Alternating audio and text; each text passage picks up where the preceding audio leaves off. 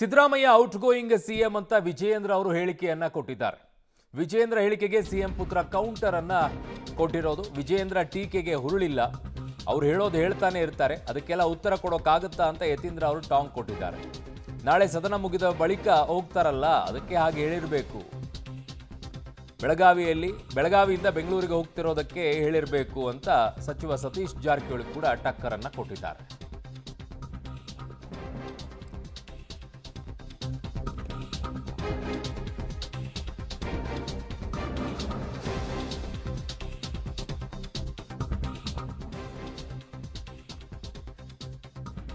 Siddaramaiah out going CM ಅಂತ ವಿಜೇಂದ್ರ ಅವರು ಹೇಳಿದ್ದಕ್ಕೆ ಸಿದ್ದರಾಮಯ್ಯನವರ ಪುತ್ರ ಯತೀಂದ್ರ ಹಾಗೂ ಸಚಿವ ಸತೀಶ್ ಜಾರಕಿಹೊಳಿ ಅವರು ಮಾತನಾಡಿರೋ ರೀತಿಗಳು ಹಿಂಗಿದಾವೆ ನೋಡಿ.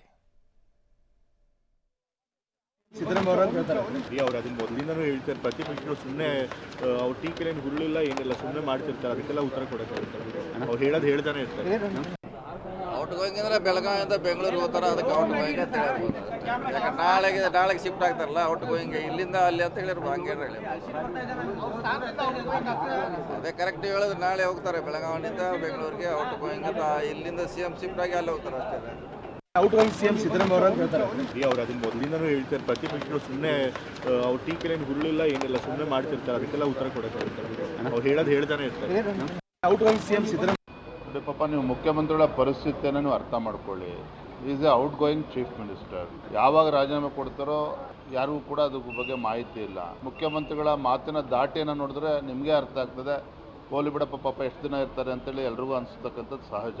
ಹಾಗಾಗಿ ಒಬ್ಬ ಔಟ್ ಗೋಯಿಂಗ್ ಚೀಫ್ ಮಿನಿಸ್ಟ್ರಿಂದ ಈ ಸದನದಲ್ಲಿ ಏನೇ ಚರ್ಚೆ ಆದರೂ ಕೂಡ ಪರಿಹಾರ ಸಿಗ್ತದೆ ಅನ್ನುವ ಆಶಾಭಾವನೆ ನಮಗೂ ಏನು ಇರಲಿಲ್ಲ. ಆದರೂ ಕೂಡ ಕೊನೆ ನಾನು ಯಾವಾಗಲೂ ಕೂಡ ಒಂದು ಮಾತನ್ನು ಹೇಳ್ತಾ ಇದ್ದೆ, ಮುಖ್ಯಮಂತ್ರಿಗಳಾಗಿ ಎಷ್ಟು ದಿನ ಕುರ್ಚಿಲಿ ಕೂರ್ತೀರಿ ಅನ್ನೋದು ಮುಖ್ಯ ಅಲ್ಲ. ಕಳೆದ 2.5 ವರ್ಷ ಏನೋ ಮಾಡದೇ ಇರ್ತಕ್ಕಂಥವ್ರು, ಯಾವುದೇ ಅಭಿವೃದ್ಧಿ ಕೆಲಸ ಮಾಡದೇ ಇರುವಂಥ ಸಿದ್ದರಾಮಯ್ಯನವರು ಈಗಿನ 2 ವಾರದಲ್ಲಿ ಏನು ಮಾಡ್ತಾರೆ? ಅವರು ಔಟ್ ಗೋಯಿಂಗ್ ಪ್ರೆಸಿಡೆಂಟ್ ಅಂತ ನಾವೇನು ಹೇಳೋಣ, ಅವರು ಕೂಡ BJP ಪಾರ್ಟಿನಲ್ಲಿ ಔಟ್ ಗೋಯಿಂಗ್ ಪ್ರೆಸಿಡೆಂಟ್ ಅಂತ ಹೇಳೋಣ ಅವರಿಗೆ. ಆದರೆ ಸಿದ್ದರಾಮಯ್ಯನವ್ರ ವಿಚಾರದಲ್ಲಿ ಔಟ್ ಗೋಯಿಂಗು ಇಲ್ಲ, ಈಗಾಗಲೇ ಇನ್ನಲ್ಲಿದ್ದಾರಲ್ಲ, ಇನ್ನಲ್ಲೇ ಈ will continue. Vijendra incoming C M Vijendra is incoming C M for the Karnataka state. ಭವಿಷ್ಯ ಹೇಳೋರ ಅವರು? ಭವಿಷ್ಯ ಹೇಳ್ತಾರೆ ವಿಜೇಂದ್ರ ಅವರು. ಫಸ್ಟು ಅವರು ತಟ್ಟೆಯಲ್ಲಿ ಬಿದ್ದಿರುವಂಥ ಹೆಗ್ಡಾನ ಎತ್ತಕ್ಕೆ ಹೇಳಿ. ಡೈಲಿ ಪಾಪ ಅವರು ಒಂದು ಕಡೆ ಅಶೋಕ್ ಅವ್ರ ಗ್ರೂಪು, ಒಂದು ಕಡೆ ಯತ್ನಾಳ್ ಗ್ರೂಪು, ಒಂದು ಕಡೆ ಇವ್ರ ಗ್ರೂಪು, ಮೊನ್ನೆ ಬೈಕ್ ಬಂದಂಗೆಲ್ಲ ಮಾತಾಡಿದ್ರೆ ಔಟ್ ಗೋಯಿಂಗು ಇರ್ತದೆ, ಇನ್ಕಮಿಂಗು ಇರ್ತದೆ. ಹಾಗಾದ್ರೆ ಮುಖ್ಯಮಂತ್ರಿ ಸಿದ್ದರಾಮಯ್ಯನವರು ಔಟ್ ಗೋಯಿಂಗು ಅದನ್ನು ಒಪ್ತಾರ ಅವರು? ಅವ್ರಿಗಾಗಲೇ ಅತಂತ್ರದಲ್ಲಿದೆ ಅವ್ರ ಸ್ಥಿತಿ.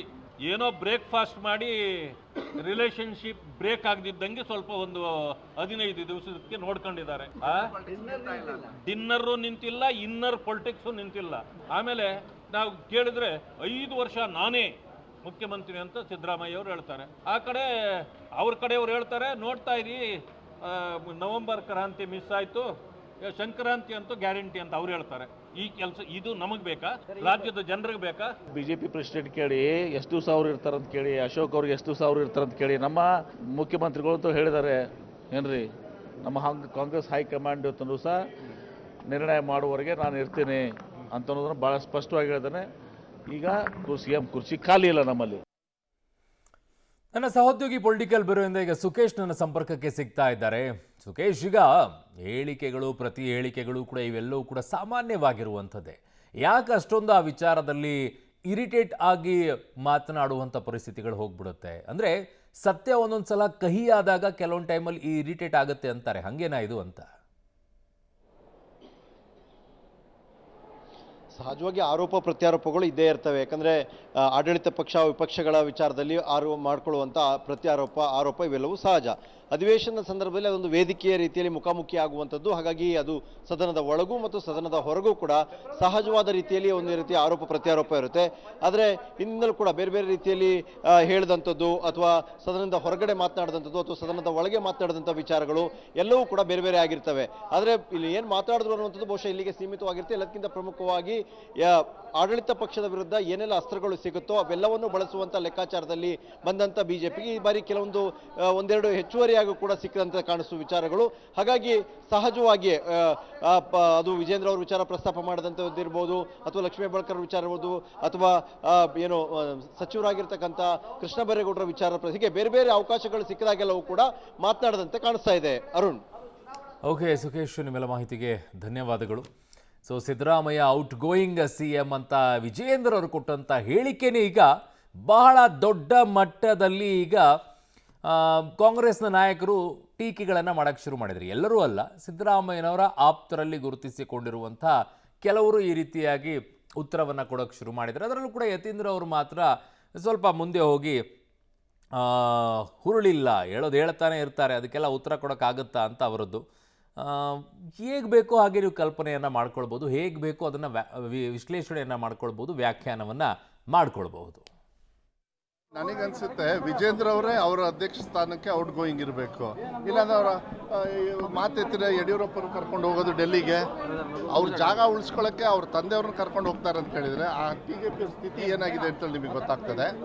ನಮ್ಮ ಪಕ್ಷದೊಳಗೆ ಏನೇ ತೀರ್ಮಾನ ಆದ್ರೂ ಕೂಡ ಅದನ್ನು ಸನ್ಮಾನ್ಯ ರಾಹುಲ್ ಗಾಂಧಿಯವರು, ಖಾರ್ಗೆಯವರು, ವರಿಷ್ಠರು ಅಲ್ಲಿ ತಗೊಳ್ತಾರೆ ಹೊರತು ಕಿಲಿಕೈ ನಮ್ಮ ಹತ್ರ ಇಲ್ಲ. ಕಿಲಿಕೈ ಅಲ್ಲಿದೆ, ಅವರೆಲ್ಲ ಒಳ್ಳೆ ತೀರ್ಮಾನ ತಗೊಳ್ತಾರೆ. ವಿಜೇಂದ್ರ ಅವರಿಗೆ ಅವ್ರ ಜಾಗದ ಬಗ್ಗೆ, ಅವ್ರ ಸೀಟ್ ಬಗ್ಗೆ ಸ್ವಲ್ಪ ಇನ್ಕ್ವಿಸಿಟಿವ್ ಆಗಿದ್ದಾರೆ, ಅದನ್ನು ಸ್ವಲ್ಪ ನೋಡ್ಕೊಳ್ಳೋದು ಒಳ್ಳೆಯದು. ಆಮೇಲೆ ನಮ್ಮ ಪಕ್ಷದ ಬಗ್ಗೆ ಅವ್ರು ಯೋಚನೆ ಮಾಡೋದು ಬೇಡ. ಅವರ ಪಕ್ಷದೊಳಗೆ ಎಲ್ಲ ಕಡೆನೂ ಬಾಗಿಲು, ಕಿಟಕಿ ಎಲ್ಲ ಬಾಗಿಲಾಗಿ ಓಪನ್ ಆಗಿ ಕೂತ್ಕೊಂಡವ್ರು. ಮಾತೆತ್ತಿದ್ರೆ ಯತ್ನಾಳ್ ಅವರು ಇರಲಿ, ಎಲ್ಲರೂ ಕೂಡ ಯತ್ನಾಳ್ ನೋಡಿ. ಮೊನ್ನೆನೂ ಸಹ ಮಾನ್ಯ ಮುಖ್ಯಮಂತ್ರಿಗಳು ಅಸೆಂಬ್ಲಿಯಲ್ಲೇ ಹೇಳಿದ್ದಾರೆ. ಮೊನ್ನೆನೂ ಸಹ ಮಾನ್ಯ ಮುಖ್ಯಮಂತ್ರಿಗಳು ಅಸೆಂಬ್ಲಿಯಲ್ಲಿ ವಿರೋಧ ಪಕ್ಷ ಕೇಳಿದಾಗಲೂ ಸ್ವಾರಸ್ಯಕರ ಚರ್ಚೆ ನಡೀತಿರ್ಬೇಕಾದ್ರೆ ಒಂದು ಹಾಸ್ಯಮಯವಾಗಿ ಮಾತಾಡಿದ್ದಾರೆ. ಏನು ಹೇಳಿದರು ಅವರು? ನಾನು ಹೈಕಮಾಂಡ್ ಏನು ನಿರ್ಧಾರ ಮಾಡ್ತಾರೆ ಅದಕ್ಕೆ ನಾವು ಬದ್ಧರಾಗಿರ್ತೀವಿ ಅನ್ನೋ ಮಾತನ್ನು ಅವತ್ತು ಅಲ್ಲೂ ಹೇಳಿದ್ದಾರೆ. ಹೈಕಮಾಂಡ್ ನಮ್ಮದು ಇದೆಯಪ್ಪ, ಹೈಕಮಾಂಡ್ ಏನು ತೀರ್ಮಾನ ಮಾಡ್ತಾರೆ ಅದಕ್ಕೆ ನಾವು ಬದ್ಧರಂತಲೂ ಅವ್ರು ಹೇಳಿದ್ದಾರೆ. ಹಾಗೆ ಇವಾಗ ಇರಬೇಕಾದ್ರೆ ಇವರು ವಿರೋಧ ಪಕ್ಷವಾಗಿರುವಂಥವ್ರು ಇವ್ರ ಪಕ್ಷದಲ್ಲಿ ಏನಿದೆ ಗೊತ್ತಿಲ್ಲ. ಆದರೆ ವಿಜೇಂದ್ರ ಅವ್ರಿಗೆ ಏನು ಗೊತ್ತಿದೆ? ನಮ್ಮ ಹೈಕಮಾಂಡ್ ನಮ್ಮ ಹೈಕಮಾಂಡ್ ಏನು ತೀರ್ಮಾನ ಮಾಡ್ತಾರೆ ಅದಕ್ಕೆ ಮಾನ್ಯ ಮುಖ್ಯಮಂತ್ರಿಗಳು ಬದ್ಧರಾಗಿರ್ತಾರಂತ ಅವ್ರು ಹೇಳಿದ್ದಾರೆ, ಮೊನ್ನೆನೂ ಹೇಳಿದ್ದಾರೆ. ಹಾಗಾಗಿ ನಮ್ಮ ಪಕ್ಷದ ಹೈಕಮಾಂಡ್ ವಿಜೇಂದ್ರ ಅಲ್ಲ. ನಾನು ಮೊನ್ನೆ ಒಂದು ಟ್ವೀಟ್ ಮಾಡಿದರು, ಯಾರು